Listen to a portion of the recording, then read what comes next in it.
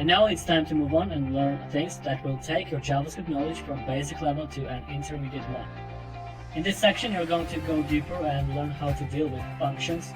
You will learn about what kind of non-primitive data types exist in JavaScript. You will introduce to this stuff like arrays, objects. Besides that, we will learn about several types of loops, and we'll see how they work. Also, we will cover and introduce to date object and its built-in methods. After all of this stuff, you will be able to build your very first JavaScript application, which will be a digital clock. At the end of the course, again, you can test your knowledge with another more interesting and a bit complicated coding task. Also, you will be able to do the quiz. So in this section, our journey will become much more interesting because we're going to be covering a bit more complex things than previously, and also we'll meet more and more interesting and complicated coding examples. So it's time to move on. It's time to refer to another very important aspect in JavaScript, which is called functions. Because of that, this section is about from basics to intermediate JavaScript. We will discuss what the functions just are and how they work. But in coming sections, you will see how they act in advanced JavaScript. Sometimes you may need to write some code and then repeat this code over and over again. This is the case when we use functions. They allow us to minimize the amount of our code, and they are very flexible to use. Let's see what the functions really are. Functions let you group a series of statements together to perform a specific task. So as we said, if different parts of a script repeat the same task, you can reuse the function rather than repeat the same set of statements. Alright. In order to create a function, we need to write keyword function, followed by the function name. That name should describe the task function is performing. And then we have to place parentheses in which we can pass parameters. We use parameters when functions need to be provided with information in order to achieve a given task. The steps that the function needs to do in order to perform this task are written in a code block inside the curly braces. The code block consists of one or more statements, and you do not write the semicolon after the closing curly brace like you do it after the usual statements.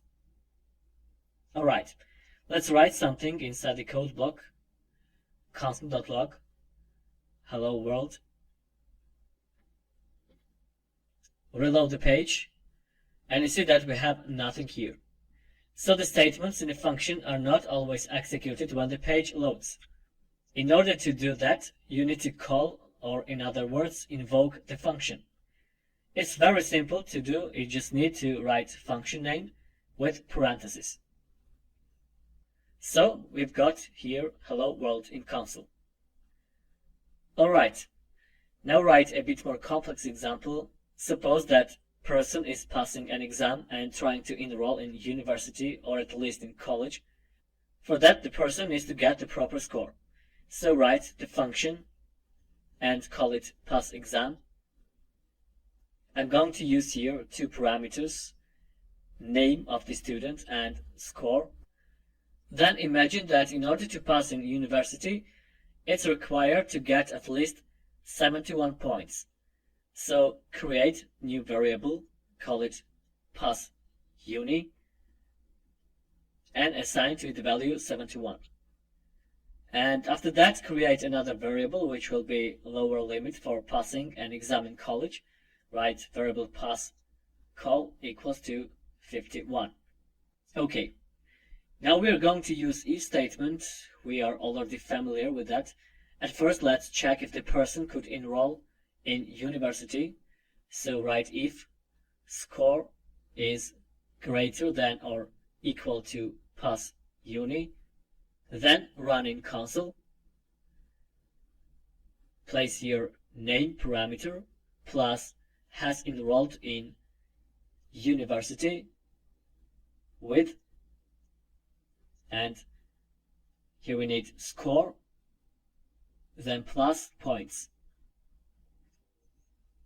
So if this condition is false, which means that he or she has got lower score than the limit in university was required, then we need to use else if statement, which will check if person could enroll in college.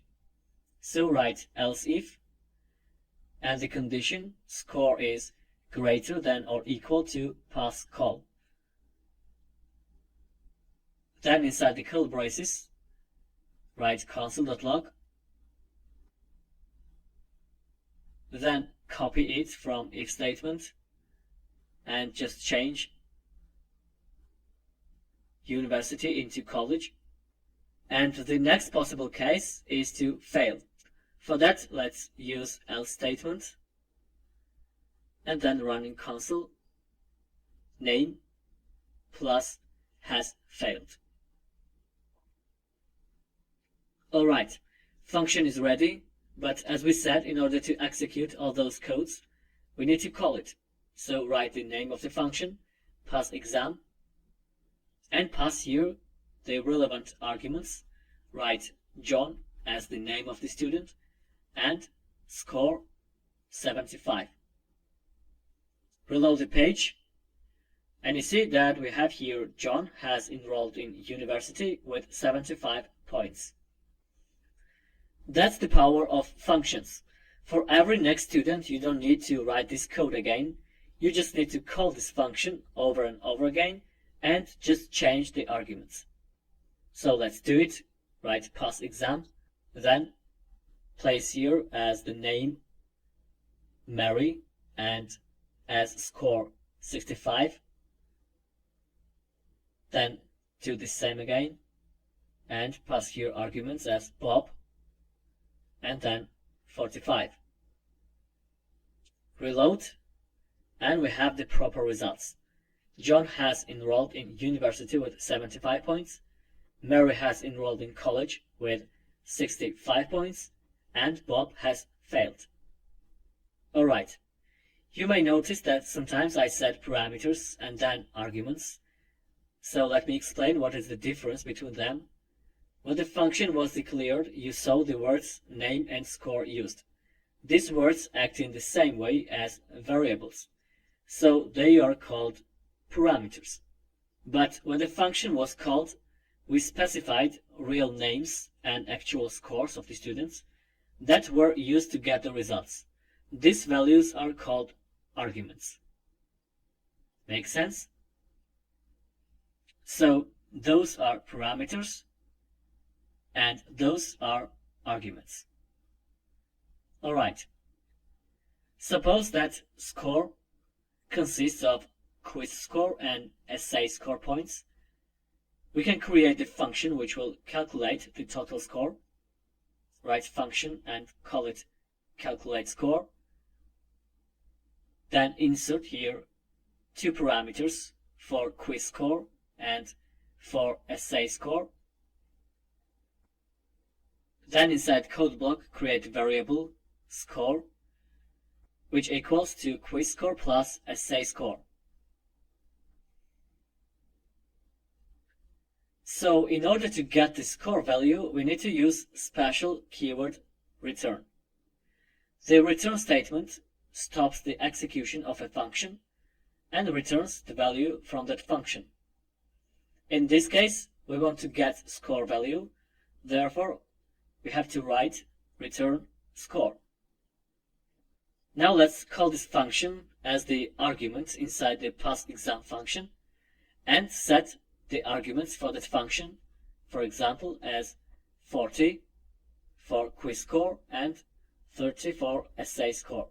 So this function will calculate score value and return it as an argument for passExam function. Reload the page, and you see John has enrolled in college with 70 points. 70 is the sum of 30 and 40, which are the arguments of the calculate score function. Make sense? Okay.